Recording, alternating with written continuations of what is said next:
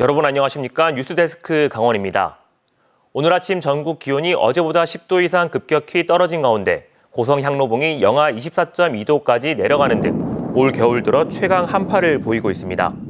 강원지방 기상청에 따르면 오늘 아침 최저 기온은 고성 향로봉이 영하 24.2도까지 내려갔고 철원 임남 영하 24도, 춘천 영하 13도, 원주 영하 10.3도, 강릉 영하 9.4도, 삼척은 영하 8.8도를 보여 한때 전 지역에 한파특보가 내려졌다.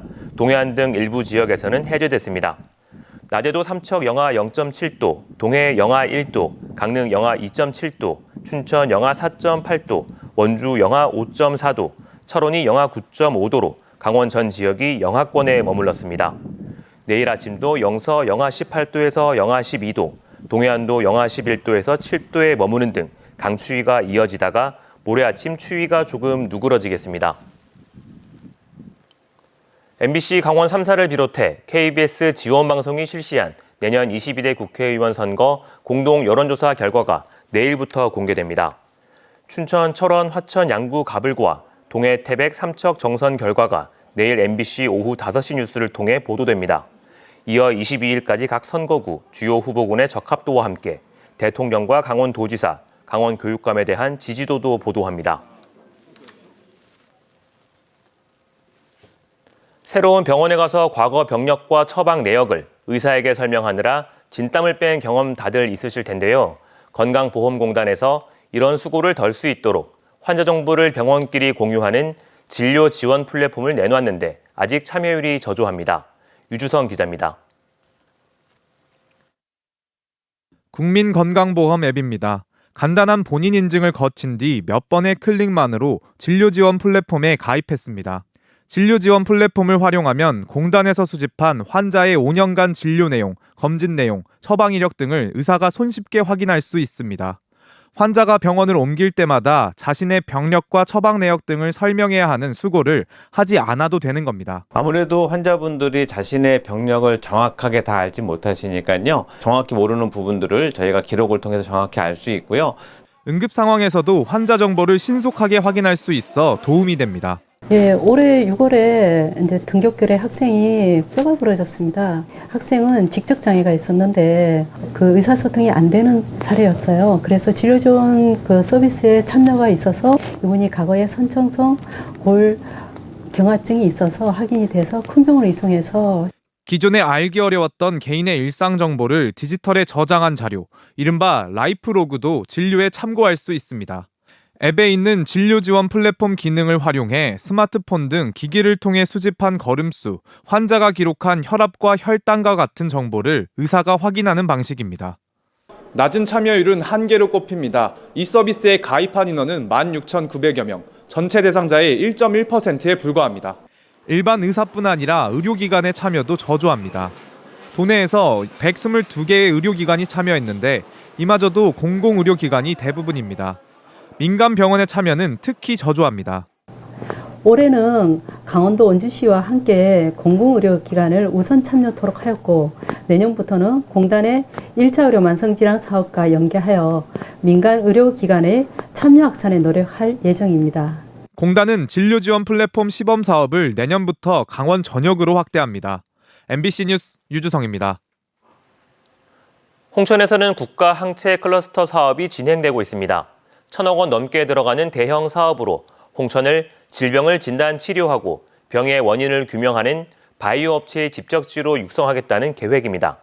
그런데 목표한 만큼 성과를 낼 수 있을지 의문이라는 지적이 나오고 있습니다. 이재규 기자가 취재했습니다.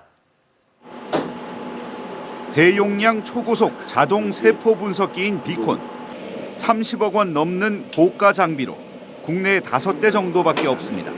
대기업이나 정부 연구기관 등에만 있는 첨단 장비인데 홍천 국가항체 클러스터 조성을 위해 사들였습니다. 고급 장비를 단독으로 구하기 힘든 항체 바이오 기업들이 이 장비를 쓸 수 있도록 유인하기 위해서입니다. 실제로 이곳에 첫 번째로 입주한 업체는 이런 지원책이 만족스럽다고 말합니다. 항체라는 연구 분야가 특수성이 있기 때문에 좀 고가의 장비들이 많이 갖춰져 있어야 돼요. 근데 저희가 이쪽으로 선택하게 된 가장 큰 계기는 그런 장비들을 손쉽게 가까운 데서 이용할 수 있어서. 홍천 국가항체 클러스터는 이 같은 장비와 시설을 지원해 항체 바이오 벤처 기업을 육성하는 사업입니다. 2027년 개발센터 신축 등 건물 공사를 완료하고 2035년에는 바이오 기업 60곳 이상을 유치해 3천억 원이 넘는 생산 유발 효과를 내겠다는 목표입니다. 생산 유발 효과를 3,500억 원 잡고요. 그다음에 고용 유발 효과를 2,200명 정도 잡고 있습니다. 하지만 우려가 적지 않습니다. 예상만큼 기업이 입주할지, 입주하더라도 연구개발 인력이 대부분인 인력 구조상 기대만큼의 경제 효과를 낼 수 있을지 알 수 없다는 겁니다. 게다가 고가의 장비를 운영하기 위해서는 매년 최소 10억 원에서 수십억 원까지 운영비와 관리비가 발생하는데 이에 대한 대책도 아직 명확하지 않다는 지적이 나오고 있습니다. 우리가 감당할 수 있을지 운영비와 관리비, 그다음에 이제 또 우리 기대대로 이런 기업들이 입주해 줄지. 홍천 국가항체 클러스터 사업은 국비와 도비, 군비, 기금 등 1,100억 원을 넘는 예산이 드는 대규모 사업입니다. 1,100억대 사업비는 건설 토목 사업을 제외하고 홍천군이 투입한 최대 예산입니다. 이 사업이 속빈 강정이 되지 않고 지역 발전의 주춧돌이 되길 주민들은 기대하고 있습니다. MBC 뉴스 이재규입니다. 강원도의 대표 겨울 어종 가운데 도루묵 어획량이 반토막 난 반면 양밀이라고 더 많이 알려진 까나리는 평년 수준의 어획량을 보이는 것으로 나타났습니다.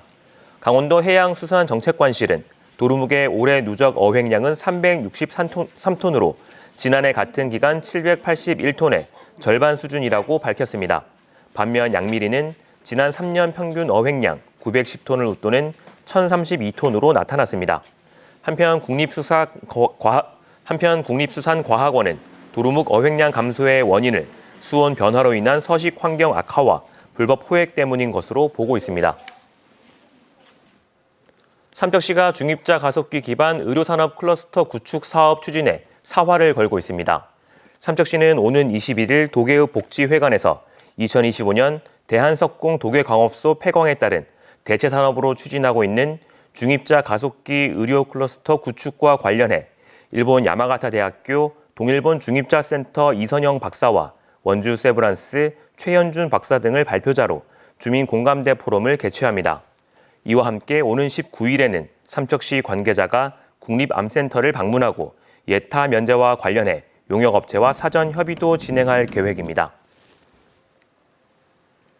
한우의 고장 횡성이 소 분뇨를 활용해 재생에너지인 바이오가스 만들기에 나섰습니다.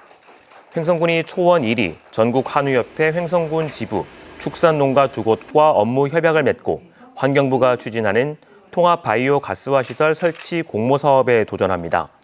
공모에 당선되면 가축 분뇨와 하수 찌꺼기, 음식물 쓰레기 등 유기성 폐 자원을 활용해 바이오 가스를 만드는 시설을 설치하게 됩니다.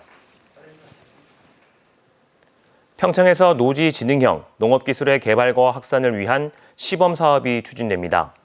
농촌진흥청에서 추진하는 노지지능형 농업시범 사업은 장목별 주산지에서 농업기술을 개발하고 확산시키는 사업으로 국비 포함 모두 2억 원의 사업비가 투입됩니다.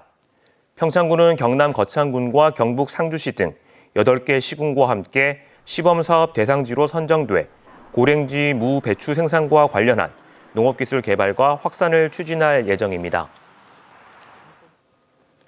사랑의 열매 희망 2024 나눔 캠페인 출범이 2주를 넘긴 가운데 강원도의 사랑의 온도탑 온도가 22.2도를 보이고 있습니다. 현재까지 집계된 모금액은 18억 9,500만 원으로 지자체와 공공기관, 민간단체를 중심으로 모금 행렬이 이어지고 있습니다. 희망 2024 나눔 캠페인 목표액은 85억 3천만 원으로 모금은 내년 1월 말까지입니다. 강원도 아파트 1제곱미터당 분양가가 지난해에 비해 63만 원 올랐다는 조사 결과가 나왔습니다.